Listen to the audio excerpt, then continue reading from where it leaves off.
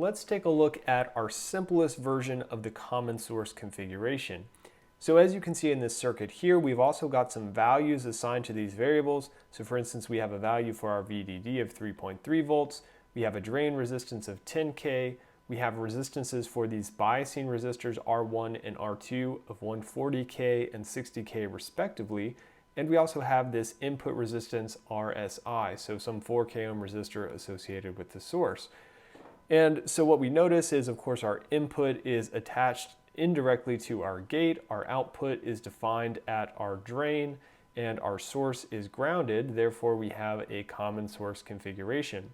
And so with these numbers, we're going to be able to look at general equations as well as look at some specific values for some of the parameters of interest for this amplifier circuit. One other thing I want to point out before we get into that is that you see that we've included this coupling capacitor C sub C. And so remember, typical values of our coupling capacitors are about 10 microfarads. However, ultimately it's going to depend on the frequency of our source. So we want this coupling capacitor to act like a short circuit for our AC signals and an open circuit for any DC signals that are arising due to this biasing over here, sort of on the right side as I've drawn it.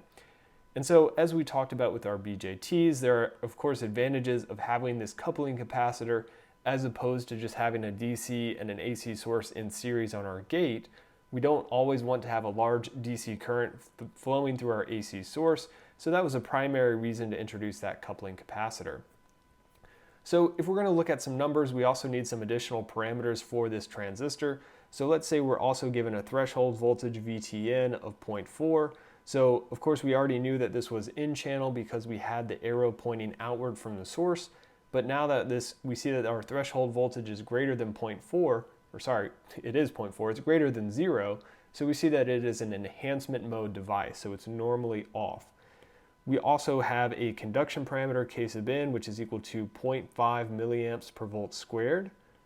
And we also have a channel length modulation parameter of 0.02 per volt. And what we're interested in looking at in this circuit are those parameters that we talked about in the summary table from the previous video. So what we want to do is we want to investigate, and more specifically, we want to find expressions for our small signal voltage gain A sub V, our input resistance R sub I, and our output resistance R out. And notice we're not talking about a current gain because, again, ideally we have zero current going into our gate here. So the first thing that we want to do is we want to do our DC analysis. And so because we've not done as much DC analysis for our MOSFETs as we had for our BJTs, I want to go through and do this DC analysis here. So again, the importance of this is we need to do our DC analysis so we can figure out where our Q point is. In particular, we want that IDQ value, which we're going to use to plug into our equations to get our AC, our small signal parameters. So our DC circuit, we're going to get from sort of treating that coupling capacitor as an open circuit. So if this is open, everything sort of to the left of that is going to be disconnected, and we just have this circuit from the right. And so let me move that down here a little out of the way actually. Okay, so we get something that looks like this. And so of course we have these same values from above. So this was 3.3 volts. Our RD was 10K ohms. Our R1 was equal to 140K ohms.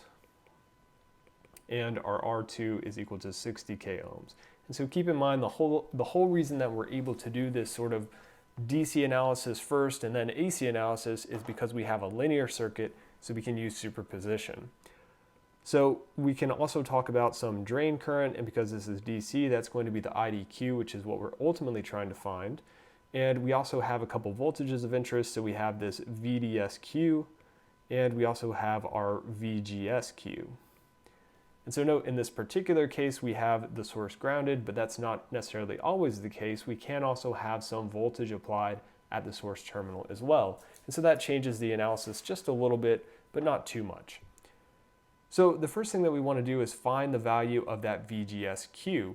And so we can see that for this circuit, because we have a ground here and not another voltage source, that the VGSQ is just equal to the voltage across this resistor.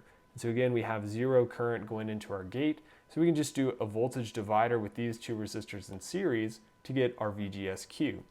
So we can say our VGSQ is equal to R2 divided by R1 plus R2 times the VDD value. And so if we plug in those values, we have that this is going to be 60 divided by 140 plus 60, which is 200, times our 3.3 volts for our VDD. We get that that is 0.99 volts. Okay, so what we saw in the previous example, a couple videos back, is that if we're doing our DC analysis, we can neglect that lambda and have a minimal loss in accuracy. So we can neglect lambda with minimal loss of accuracy. And so because of that, we're going to go ahead and stick with that to make our analysis a little bit easier here. So again, this IDQ value isn't going to be as exact as it could be, but it's definitely going to give us a good approximation. So let's say that our IDQ is approximately equal to Kn times VGSQ minus VTN quantity squared. Plugging in our values, we had our conduction parameter as 0.5. Our VGSQ we just solved for as 0.99 volts. We subtract our threshold voltage of 0.4, and we're going to square that result. And we get that that is approximately 0.174 milliamps. Okay, so now that we have that IDQ value of interest, we're ready to plug in to get our small signal parameters. But a good thing to do is go back and check our assumption about operating condition. So I didn't write it explicitly, but what we had done is we had assumed saturation. And so that's a good assumption because remember, if we want linear amplification, we're going to be in the saturation region, but let's just double check that to make sure. And if we're going to do that, we need to know the value of our VDS sat. And so our VDS sat, remember, is VGS, in this case VGSQ, minus VTN. So we get 0.99 minus 0.4, which is equal to 0.59 volts. And so that is our VDS sat for this particular gate voltage. And in this case, we can get our VDSQ from a KVL on our drain to source loop. So like we saw in the previous circuit, it's still going to be VDD minus IDQ times RD. So we have an approximate drain current, so we can say this is going to be 3.3 minus about 0.174 milliamps times our 10 k ohm drain resistor. And if I have my current in milliamps and my resistance in k ohms, the product of that is going to be volts. And we see that this ends up being 1.56 volts. And so in this case, we see that our VDSQ is greater than our VDS sat, which means that our assumption was correct and we are operating in saturation. So in the next video, we're going to pick up with using this IDQ value to get our small signal parameters. And from there, we can go on and we can figure out these three items of interest: our voltage gain, our input resistance, and output resistance of this common source amplifier.